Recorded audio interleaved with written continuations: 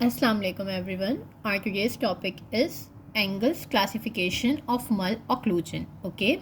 In last video we have discussed about ideal line of occlusion. In this video we will discuss about Mull occlusion first, then we will continue the angles classification of Mull occlusion. Okay.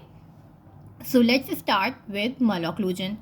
तो in last video we have discuss कि occlusion क्या होती है. जहाँ पे maximum intercuspation होगी between upper and lower teeth वो occlusion है. सही. कुछ मखसूस पॉइंट हैं जहाँ पे आपका दांत ऑक्लूड करता है, लेकिन अगर वो ऑक्लूजन ख़राब हो जाए यानी टीथ की अलाइनमेंट प्रॉपर नहीं है, then we will call it malocclusion. Okay.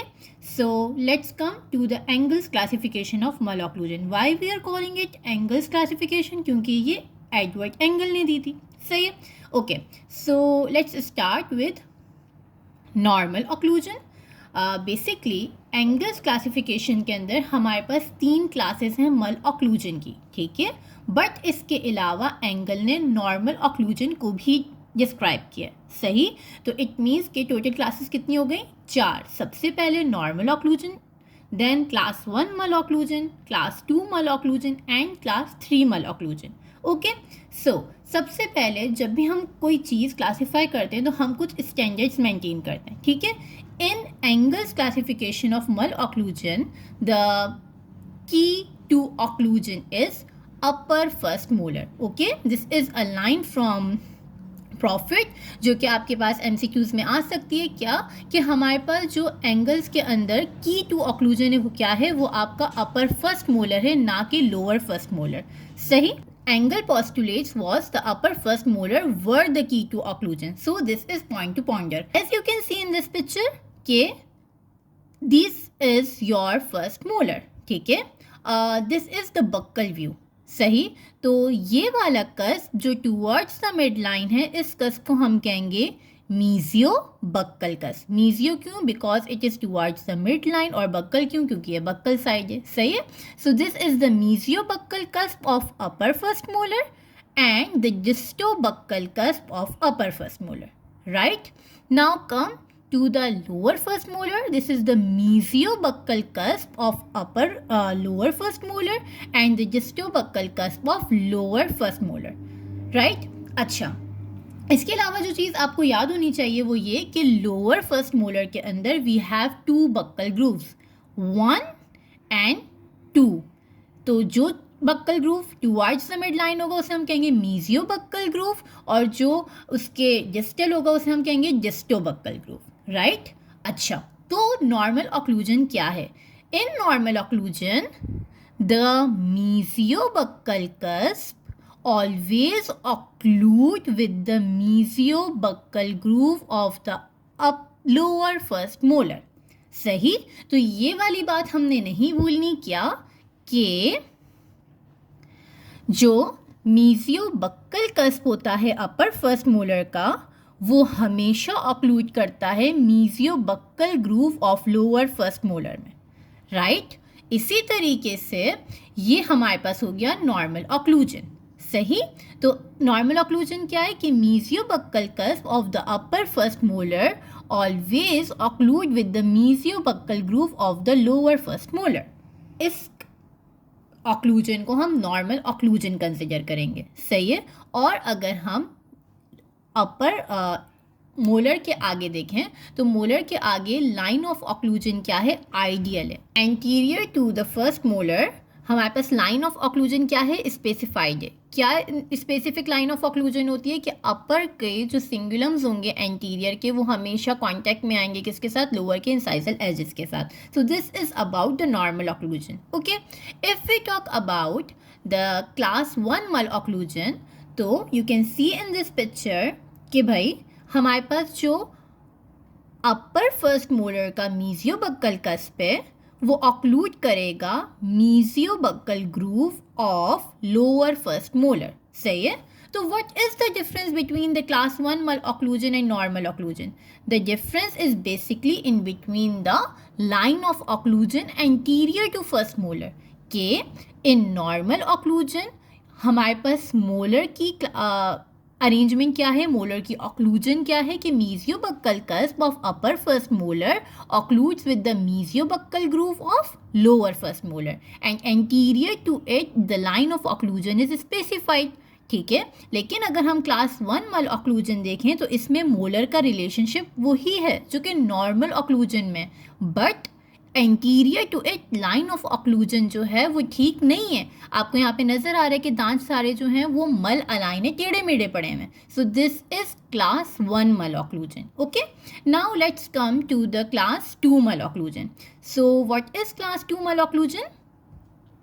As you can see in this picture कि यहाँ पे ये है upper first molar and this is lower first molar.